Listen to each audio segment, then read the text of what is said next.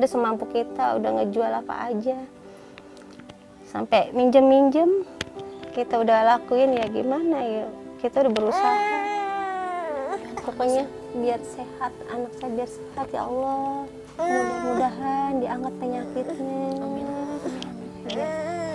Jadi anak yang soleh, kalau gede sayangnya ya Allah.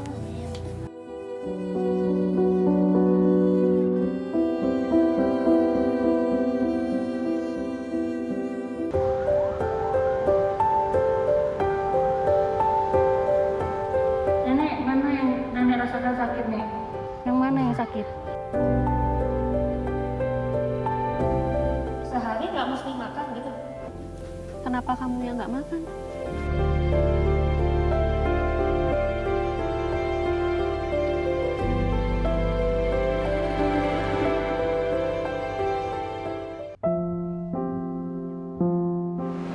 Pahlawan tidak hanya datang dari medan perang atau yang berjasa dalam memperjuangkan bangsa, namun tidak berlebihan rasanya jika kita menyebut orang tua adalah pahlawan pertama untuk anak. Seperti pada kisah berbuat baik kali ini, kami menemui Yamah dan juga Arifudin, yaitu sepasang suami istri yang memiliki seorang anak yang bernama Amar. Di tengah kondisi belitan ekonomi, mereka masih dengan tulus membesarkan dan juga merawat Amar yang didiagnosis berbagai macam penyakit.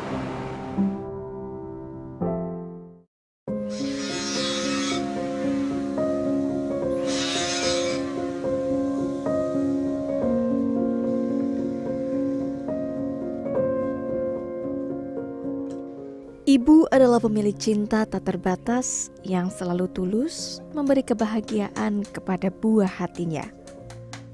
Yamah, seorang ibu hebat yang amat mencintai putra semata wayangnya. Saat melihat malaikat kecilnya bermain, senyum perempuan 34 tahun ini merekah. Tidak bisa dibohongi. Ini bukti kebahagiaannya yang sesungguhnya. Yamah tidak ingin kebahagiaan ini cepat berlalu, seperti pengalaman pahit yang pernah ia rasakan beberapa tahun lalu. Perempuan asal Bekasi ini punya masa lalu kelam. Yamah pernah dikaruniai 4 orang anak, namun Sang Pencipta menitipkan mereka begitu singkat. Akibat masalah kesehatan yang dialami anaknya, masa pertemuan Yamah dengan keempat buah hatinya hanya dalam hitungan bulan. Tuhan adalah sebaik-baiknya pengatur rencana. Doa Yamah mendapat keturunan kembali dikabulkan. Buah hati kelima Yamah, Muhammad Amar, usianya kini menginjak 2 tahun. Tingkah laku dan celoteh bocah lugu ini menandakan ia baik-baik saja.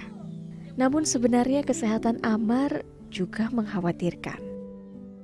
Saat usia 7 bulan, berat badan Amar di bawah rata-rata. Ia kesulitan makan dan minum. Dokter mendiagnosis saat ini Amar mengalami masalah pada lambung atau GERD, stenosis duodenum atau kelainan pada usus ke-12 jari, mikrosefali, jantung bocor, hingga kelainan pada testisnya. Ya. Ibu, kalau Amar nih sebenarnya masalah kesehatannya di mananya aja Bu? Kalau boleh Ibu jelasin. Masalah kesehatannya di usus, lambung, testis, sama jantung. Kalau ususnya itu menyempit, kalau lambungnya itu bengkak kalau kata dokter. Nah testisnya ini yang sebelah kanan itu nggak turun, yang kiri pun dia nggak netek, masih turun naik. Kalau jantungnya itu ada lubang kecil di dindingnya. Apakah ada kendala pas lagi hamil sampai akhirnya melahirkan? Apa gimana sampai akhirnya Amar ketahuan punya masalah di organ dalamnya? Ya emang dari awal saya anak pertama ini memang ada selalu kendala ya, kayak misalnya anak pertama meninggal, anak kedua meninggal, anak ketiga meninggal, anak keempat pun meninggal. Jadi pas kelima ini benar-benar saya kontrolnya ke rumah sakit terus. Jadi kita udah tahu gitu. Dari bulan pertama itu nggak ada kendala. Bulan kedua, bulan ketiga, bulan keempat sampai 7 bulan di USG sama dokter, langsung air ketubannya banyak. Saya karena trauma juga ya sama anak yang kemarin-kemarin dari 1 sampai 4 meninggal terus. Setiap hari saya jujur aja trauma sama ketakutan juga. Ingat-ingat yang kemarin anak saya yang meninggal itu. Saya setiap hari yang bapaknya, Pak, saya takut, gimana ini, kata saya gitu. Saya ingat sama anak yang kemarin yang meninggal di tangan, tiga kali muntah, nggak ada.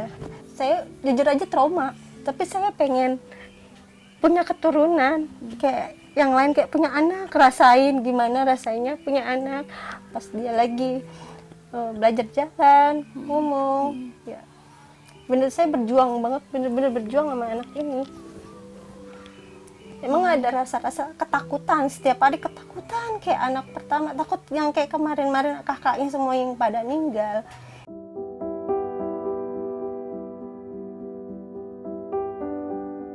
Maret 2023, Amar menjalani operasi usus, lambung, dan testis di Rumah Sakit Cipto Mangunkusumo, Jakarta.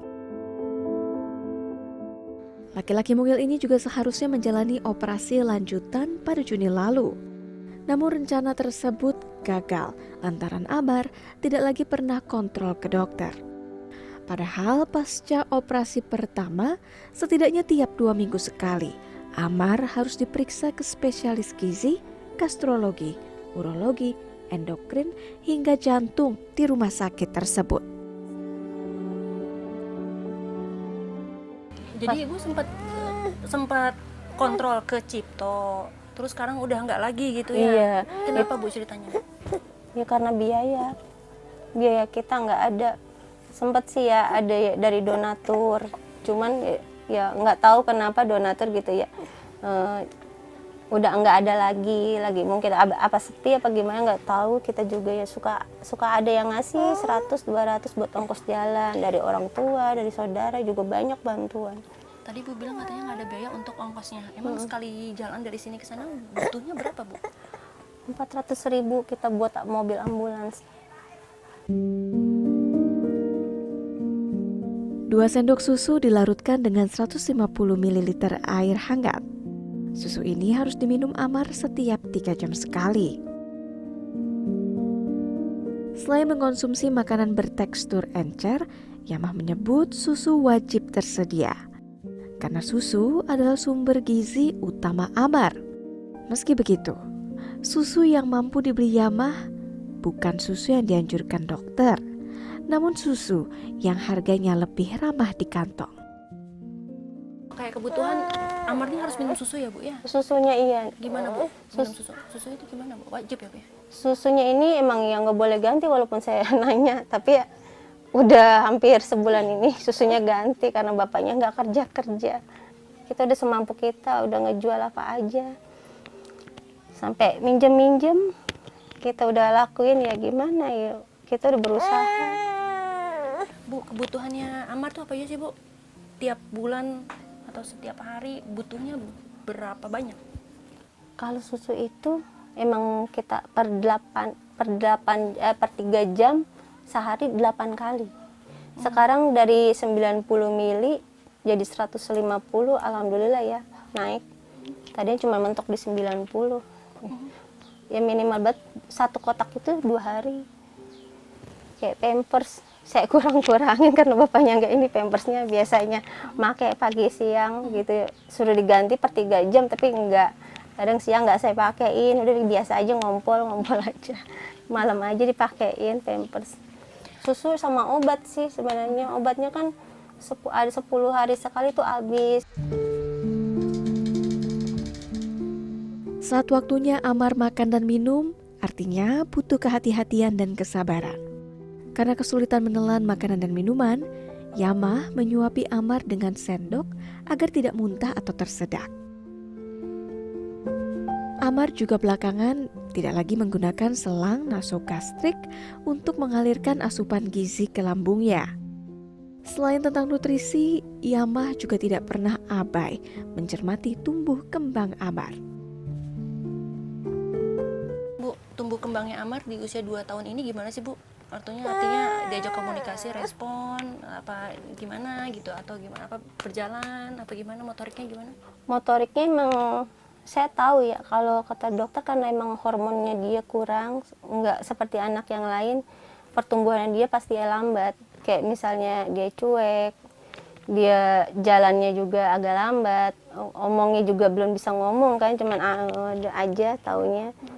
Emang saya tahu kata dokter pasti dia lambat masa perkembangannya dia. Kayak misalnya dia makan itu dia nggak ngerti kalau itu makanan, dia itu harus masuk ke dalam mulut, dia itu nggak ngerti. Ini harus digigit, dia nggak ngerti. Kalau ibu harapannya buat Amar apa bu? Pasti pengen sehat ya bu ya? Sehat kayak anak-anak yang lain, normal yang lain. Pokoknya biar sehat, anak saya biar sehat ya Allah. Mudah-mudahan diangkat penyakitnya. Amin, amin, amin. Ya. Jadi anak yang soleh kalau gede ya sayangnya ya Allah. Amin.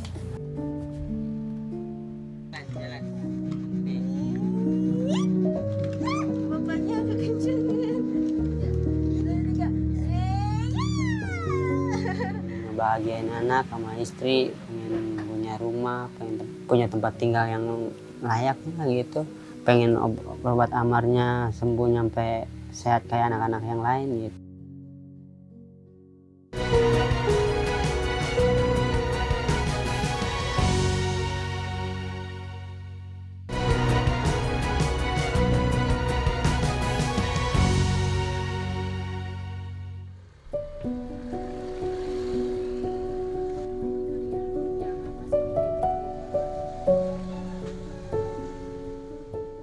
Matahari semakin tepat di atas kepala. Panasnya yang menyengat amat mengundang dahaga. Di tengah kondisi kurang bersahabat ini, Arif masih tetap semangat menjalani pekerjaannya. Satu persatu, bilah kayu dipotong, lalu dirakit menjadi bentuk rusuk balok. Saat tidak ada panggilan menjadi kuli bangunan, Arif membuat kandang ayam pesanan tetangganya. Satu kandang berukuran besar ia hargai Rp400.000. Selain kandang ayam, Arif juga membuat perabot rumah berbahan kayu lainnya, seperti meja, kursi, hingga lemari dapur. Dibantu mesin serut, bor, dan gerinda, Arif merampungkan satu buah kandang berukuran besar setidaknya dalam waktu 2 hari. Kalau Bapak sehari-hari nyari nafkahnya seperti apa Pak? Kuli bangunan. Rutin kuli bangunan? Iya, tapi nggak tiap hari kerja sih, kadang cuman sebulan ada seminggu, terbanyakan sih liburnya. Kalau ini berarti sambil nunggu apa panggilan ada bangunan, kegiatannya ngapain aja Pak? Kegiatannya kalau ada pesanan bikin-bikin apa dari kayu ya saya kerjain, model kandang ayam, bangku, baru saya kerjain sampingannya gitu. Kalau nggak ada ya main sama Amar, apa kemana, udah nganggur cuma tiduran. Kayu-kayunya berarti beli ya Pak? Belinya nggak, paling peralatan yang model pakunya beli, kalau kayu kan paling kayu bekas saya memanfaatin. Kalau beli mah saya buat beli kayu nih, buat beli susu Amar.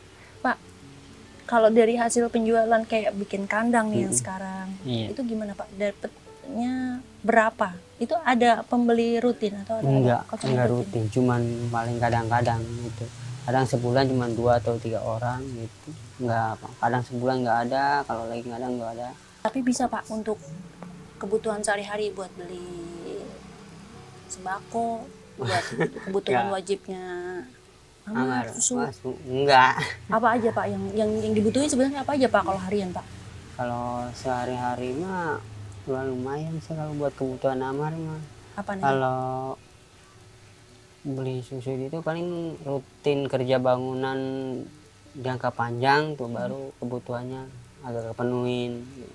Kalau samping-sampingan gini mah ya paling buat sehari aja. Yang kesananya mah ntar nyari lagi, kadang pinjam ke temen apa.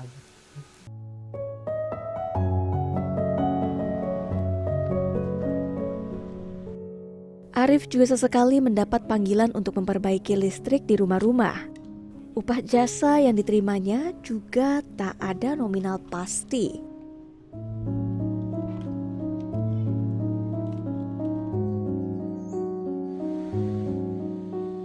Arif, Yamah dan Amar tinggal di sebuah rumah di Kelurahan Cibening, Setu, Kabupaten Bekasi.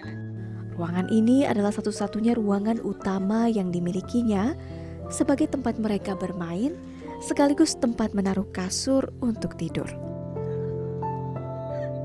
Bagi Arif, Amar adalah permata berharga. Jalan terjal kehidupan mau tak mau dilaluinya. Karena Arif yakin Sang Kuasa tidak pernah salah mencipta. Amar akan selalu menjadi semangat di dalam hidupnya. Kalau Bapak sebagai orang tua, sebagai ayah gitu kan Pak, Bapak juga pastinya kan berusaha terus ya Pak ya, Iya. menafkahi istri, anak, terus mengobati Amar sampai sembuh gitu ya Pak ya. Harapannya itu kan ya Pak ya sebenarnya. Iya. Harapan Bapak lagi, harapannya sebenarnya yang paling Bapak inginkan itu apa sih Pak? Ya, pengen ngebahagiain anak sama istri, pengen punya rumah, pengen punya tempat tinggal yang layak lah gitu, pengen obat Amarnya sembuh sampai sehat kayak anak-anak yang lain gitu. Di sela-sela merawat Amar, Yamah selalu menyempatkan diri untuk memasak. Olahan kepala ayam adalah lauk pauk favorit sang suami, teman makan nasi hangat. Kesederhanaan ini bukan soal makanannya apa, namun tentang berkah istimewa yang mereka terima.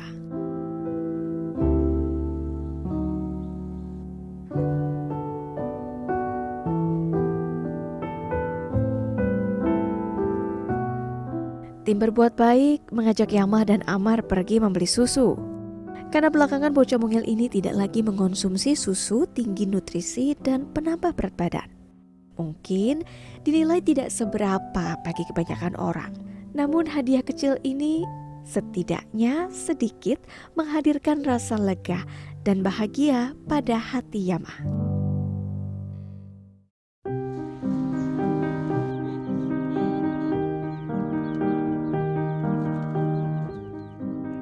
Perjuangan Yamah dan Arif memberikan pelajaran hidup bahwa securam apapun cobaan dunia, usaha dan sabar adalah penawarnya. Karena sejatinya, hidup adalah panggung ujian agar kita dapat lebih kuat untuk menggapai mimpi yang lebih indah.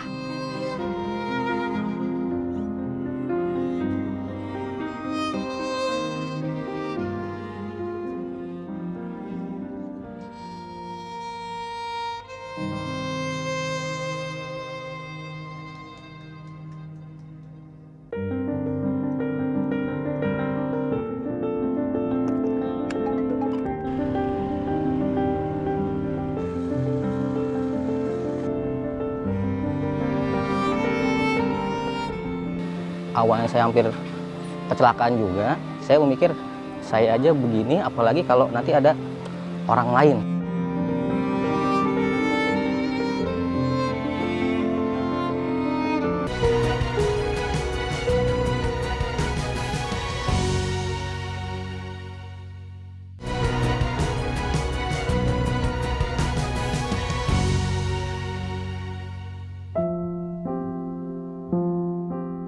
Tidak perlu menunggu orang lain untuk bergerak ataupun berbuat baik, seperti pada sosok pahlawan jalanan yang akan saya temui siang ini, yaitu seorang pengemudi ojek online yang hatinya tergerak untuk menyelamatkan pengendara di ibu kota dengan menjadi pembersih ranjau paku.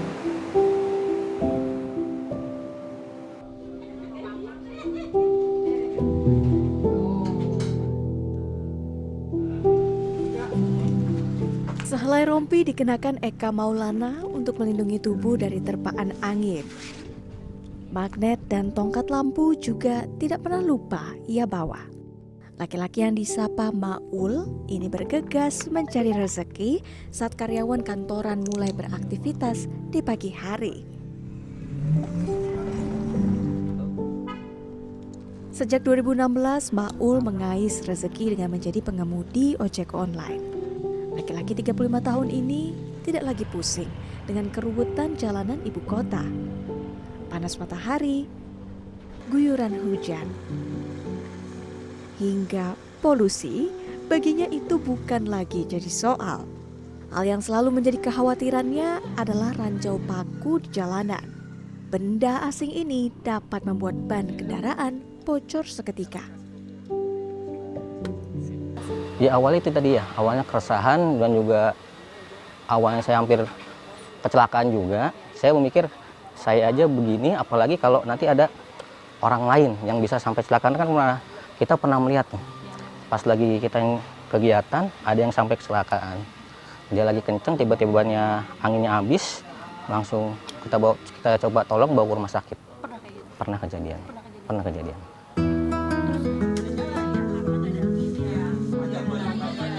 Selagi tidak ada pelanggan, Maul bersama komunitasnya, yaitu Gerakan Bersih Ranjau Paku atau GBRP, turun menyisir jalanan mencari ranjau paku. Matanya jeli melihat potongan rangka payung yang ditebar oknum yang tidak bertanggung jawab. Kalau ini memang nyarinya seperti itu ya Pak ya, sambil jalan maju pelan-pelan gitu ya. Karena kita kan sambil mengawasi arus lalu lintas dari sana, sekalian juga kita lihat titik sebarannya ada di mana. Jadi kita menyelamatkan diri kita sendiri juga, waspada terhadap arus lalu lintas. Khawatir ada mobil yang tiba-tiba di Ya, depan kenceng betul. gitu ya. Iya, oke. Bisa Pak, menghindari. alatnya apa aja Pak? Alatnya ini magnet sama kalau malam kita ada tambahan stick lamp Oke. untuk beri sinyal dari arus listrik dari Boleh sana. saya pinjam, Pak? Boleh, silakan. Oh iya ya, ini magnet. Ini dari bahan apa Pak? Ini modal sendiri? Ya, modal sendiri ini dari speaker bekas. Kita modifikasi jadi seperti ini. Oke. Pak, boleh tahu nggak Pak, di Jakarta ini, khususnya ini nih, Jalan Gatot Subroto, pas banget Semanggi ini. Ini memang salah satu rutinnya ada di sini. Ya, ini Pasti ada, atau gimana? Salah satu titik rawan di jalur Gatot Subroto ini di Jembatan Semanggi. Mana lagi Pak? Jakarta Pak? Kalau Jakarta Timur itu ada Dewi Sartika di Pemuda. Pemuda Dewi Sartika. Kalau di di utara itu ada di pintu tol Ancol dia. Pak, berarti jalurnya ini aja Pak? Iya. Seberang ada Pak yang arah Kalau berlawanan? jalur seberang berlawanan itu nihil ya. Iya. Hampir tidak ada. Jadi, wah harus diwaspadai banget. Berarti arah yang menuju arah Bogor, Bekasi ya Pak? Ya, ini Dari awernya arah ini ya, Selipi ya? Iya, awernya di sini. Oke. Dibutuhkan minimal 2 orang saat mengumpulkan ranjau paku di jalan raya. Satu orang memegang magnet sambil menyisir jalanan dan orang lainnya menjaga lalu lintas kendaraan karena ranjau paku berada acak di area bahu jalan hingga jalur cepat. Selain dari pengalaman pribadi, info keberadaan ranjau paku di Jalan Besar Jakarta, Depok, Tangerang, dan Bekasi mereka dapatkan dari media sosial. Ada lebih dari 1 kilogram ranjau paku berhasil dikumpulkan Maul dan komunitas GBRP dalam 1 hari. Didominasi rangka payung, paku dan paku ulir juga banyak ditemukan di beberapa jalannya. Karena tidak bisa dimanfaatkan sama sekali, rangka payung kerap mereka kubur.